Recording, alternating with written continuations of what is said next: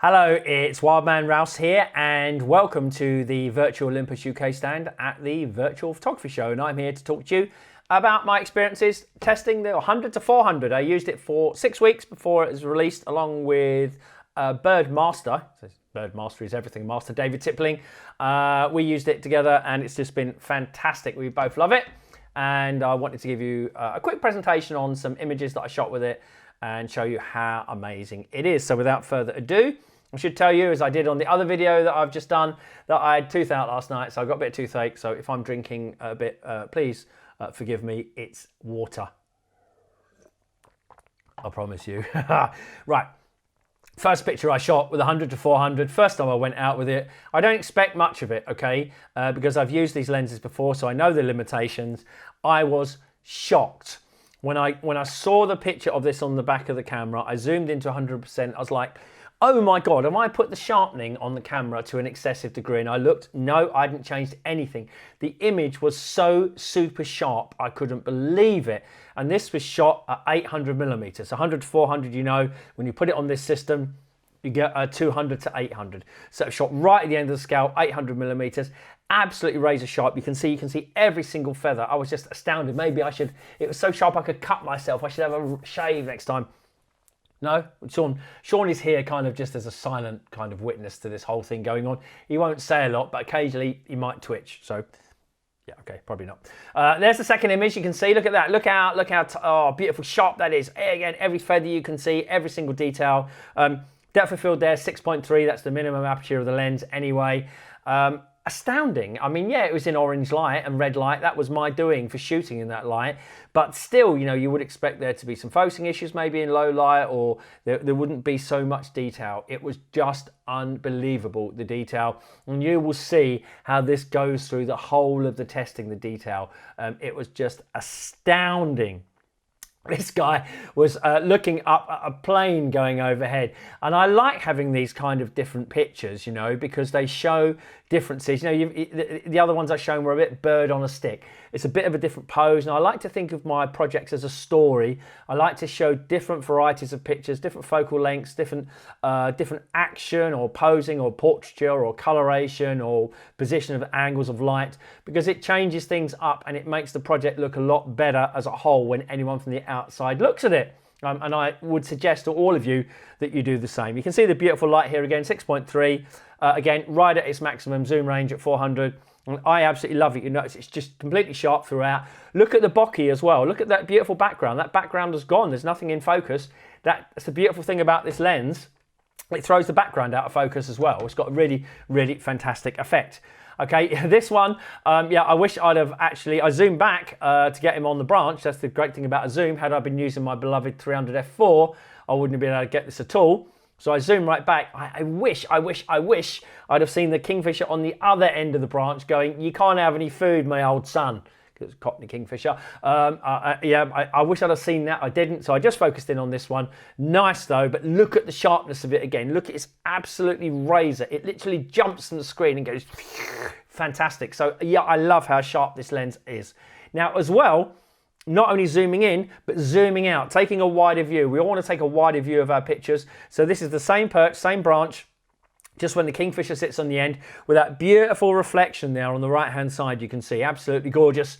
I wanted to get that in, so I zoomed right back again. You know, I don't have to change lenses. With the 300 f4 I would have had to change lens or compromise what I had. I don't want to compromise what I have. I want to shoot one lens, one system if I can. That's my ideal way of shooting. So here you can see it's looking into the dead space. If you divide the picture in half, it's looking into it's on the left hand side of the center line, looking into the dead space there on the right hand side. Beautiful bokeh on there again, beautiful coloration and absolutely razor sharp. Often on these lenses, when you put the subject small in the frame, it's not sharp at all. Well, it's absolutely razor sharp here. The fight I missed, I wish I'd have zoomed out even more. I saw one fight happen, I missed it, so I zoomed out a bit and I forgot that the kingfisher's like only this big. You know, so even though it's only this big, it's got big wings. I wish I'd have zoomed out again and again and again, another 100% on that, hopefully, and I might have got the wings in. It's not out of focus, that one flying in, it's the shutter speed. That's a 2,000th of a second. It was flying in like the clappers, technical term there, and it needed to be on 4 to 8,000th of a second to stop it in flight. But again, look at the detail, and the fact I was able to zoom back when I missed the first one, again, a major thing about this lens. I just put this in because I liked it. It's very unusual to see a pheasant doing that. It was right at the end of the night. All of the light had gone apart from the shaft of light. The pheasant walked into it. He didn't swim because they're not great swimmers. They can't get the stroke going. All right, so they're not great swimmers. So I knew he was going to jump out of the water. And luckily I'd had Pro Capture, and just about I was thinking about what to do, he jumped. So I remembered to press the Pro Capture button down to record the buffer. And this is the best one that I got, which is fantastic. No other thing to put in about this other than the fact that it's really, really beautifully detailed. And that's about it. And you always got to be ready for what happens. Now, I do use this lens a lot as a glorified macro lens, but with a macro lens you have to get very close, and not a lot of things like that. When you get close, it's intimidating, but when you're further away, a lot of things are quite relaxed, like the marbled white here didn't like me being close at all. So I could sit further back with this lens. It's got a 1.3 meter minimum focusing distance, which is nothing. That's fantastic. So that means I can sit a long way away, zoom out at 800 millimeters, which flattens the image off, blurs the background, blurs the foreground because I'm shooting through some vegetation, gives a lovely compressed effect, and keeps the subject relaxed and happy so that it will actually stay there. Again, look at the astounding detail. You can see every hair on the butterfly there. Just fantastic. This is one shot 2 days ago, the painted lady in her garden. And no, it's not fancy. It's a butterfly that came into our garden. It's a very rare one for us. We don't get them a lot. We get a lot of others. We don't get a lot of painted ladies in the garden. Look at the detail on it. It's astounding. And again, I could sit away. It must be something about me because butterflies don't like me that close. I could sit away, shoot 800 millimeters, get this lovely picture, this lovely bokeh in with no background in at all. Beautiful detail on the butterfly. Brilliant, absolutely brilliant. Of course, you've got the stabilization as well that works brilliantly. Doesn't weigh anything. So for me, relatively, right? So for me, you know, lugging a great big lens on a tripod everywhere to do deer photography is just a waste of time. You just don't get anywhere. The deer see you coming, they run away, you're just not flexible. To be a stalker, you need to be handheld. To have an 800mm lens that I can handhold is fantastic. With this roe deer, I could crawl across the undergrowth, make sure the wind was in my face, typical stalker trick, poke over the top. And what I didn't want to lift my head up, so I lifted my camera up and I looked in the screen. So I lifted it up like this, looked in the screen and took a picture. It was a lot less worrying for the deer to have the camera lifted up than a human head. It was quite interested in it. I managed to get this picture really, really nice. And I love it. Of course, I'm shooting in silent mode. I'm on 20 frames a second, 30 frames a second in silent mode. But the ability to have the light lens and light enough to lift it up really got me this picture. Lovely detail on this one, exactly the same idea, slightly later. But look at the quality of the face of the roe deer. It's just fantastic. And again, light lens allowed me to stalk, allowed me to get close, allowed me to use it. And as well, I got a very small profile when I'm shooting. I've not got a great big lens that's out here. I've got a very, very small profile. I can keep it tight. It's easy to put a little net over it. It's easy to mask my human shape, which is good for everyone, let's face it. Good job. This is Derek, first picture I've ever taken of Derek. Notice this is sub-light. So there's no light there. It's 10 minutes before sunrise. Beautiful coloration around. I've shot it deliberately bright, so it's not an underexposed image. It's a bright image. It's ISO 1600.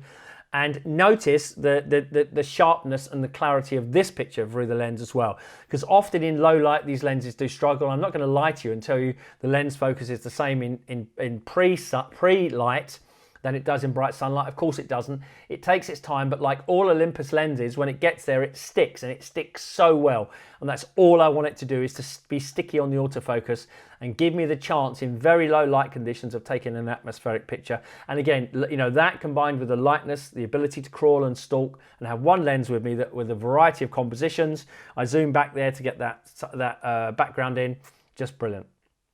All right, one of my favorite images I've shot.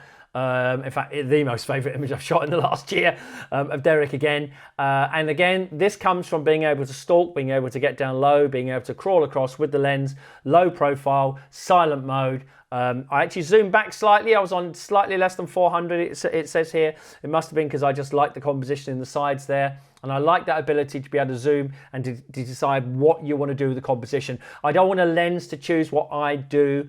I want to choose what I do, and I want to choose what I'm going to do creatively for my work, okay? And having a zoom lens does that, okay? And it does that in spades.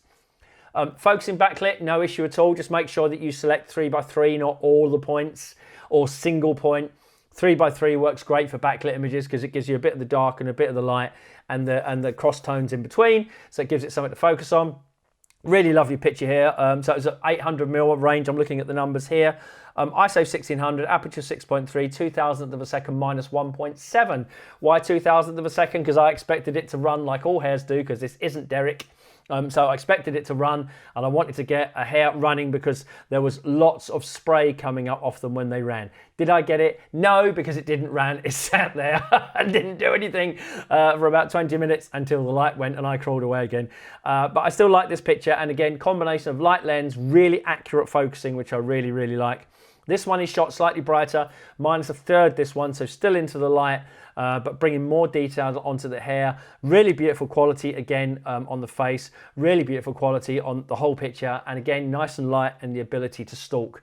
I also love the fact that I can zoom back. So here's a picture of Derek in habitat. This is Derek where he lives. Lives in a very nice place, as you can see, very salubrious address. But I like the fact that with the zoom, you know, I can do a variety of different pictures, from portraits and intimate stuff to atmospherics and wide angles. I really like that, and it's really a creative photographer's lens. This is taken 2 hours after the light. The light had set behind the shed. There was no light at all. It's on ISO 1600. And it's a shutter speed of 100th of a second. So, you know, you're trusting in the image stabilization at this point, which was absolutely great. You can see it's razor sharp, it's detailed, there's no noise appearing anywhere. It's really, really beautiful. And as I said earlier on, you know, when there is no light at all, when it's grim, and trust me, this was grim conditions, when there's no light at all, it does take, you know, maybe a second to lock on, but that second is well good enough for me because when it locks on accurately, and I absolutely love it. The ability to zoom and compose is fantastic. I zoomed and composed here a lot. I was trying to decide what to do, or do I use the whole tree? Do I zoom in and just get the head? And in the end, I set on this composition there where I've got the eye looking round. It's a lovely peekaboo image, and it worked really, really well. And again, because I'm mobile, because I'm flexible, I took a tripod with me to try and shoot some video, because you've got to be stable on the tripod. They hated it when I set that up. They all flew off. So the ability to handhold definitely gave me the edge. And it also allows me to set beautiful compositions. This lovely little L picture. I could put the bushes in the top corners there and have the branch going across the bottom with the one-legged guy balancing underneath. And this one was shot well back. This is about 250 millimeters. Still nice bokeh. That's 500, by the way, in DSLR terms. So, and it gives you still a nice bokeh, but it gave me the kind of image that I really wanted, a really beautiful little owl image. 1.4 converter. I've stayed away from using converters on lenses like this. I prefer to crop because it just generally slows your autofocus down and makes it unusable. Not with this, it doesn't. I tried it because people wanted me to try it during the test, and it was amazing because with a 1.4, you get 1,120 millimeters of love. Unbelievable that you can handhold, because the converter is actually tiny. I haven't got one here, it's lying on the floor over there somewhere. So this was taken with that converter on, but zoomed back a bit. Okay, so I'd zoom back a bit, but the performance is still good. The AF is still accurate enough for me to use it.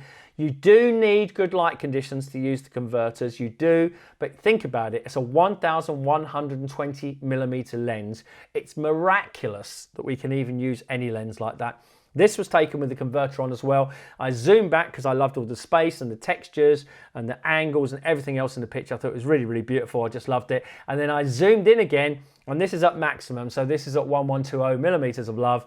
Look at the detail. Look at the detail on the little L. None of these images are sharpened. I don't sharpen anything. This is out of the camera. It's amazing, the quality and the detail. So the summary: amazing image quality, amazing bokeh, great walk around lens. It weighs nothing virtually. You can walk around with it. You don't have to take anything else out with you. It takes a converter very well, providing there is some light to use it. It's a very good long telephoto macro, focusing down to 1.3 meters, not millimeters. I wish meters. You can get a good set of extension tubes for it as well. It works very well with extension tubes. Make sure you get some good ones that have got the gold connectors on. Don't buy cheap. And don't hesitate to add it to your system because it really works well. Don't be suspicious of it. The quality is fantastic. I use it all the time. It's my go-to lens.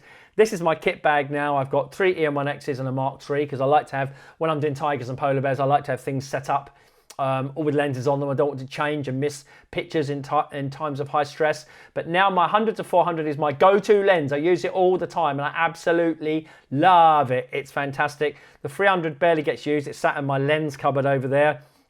The other lenses, 40 to 150 2.8, I'm going to use a lot for aviation, air to air. My wide angles I've got there, the macro when I pretend I'm a macro photographer but I'm not, and my teleconverter, of course, that fits in a lovely small bag, and this fits just on a strap around my waist, and I absolutely love it. Last bit about me. If you like what I say, I run one-to-one courses. If you look on my website under Ask Wildman Rouse on Zoom, so they're safe, on using Olympus Pro Capture, stuff like that. I've got an online club that talks to me every month. I do webinars online, and I've got a show on YouTube twice a month called Wild Angle that shows me using all the kit, giving lots of hints and tips.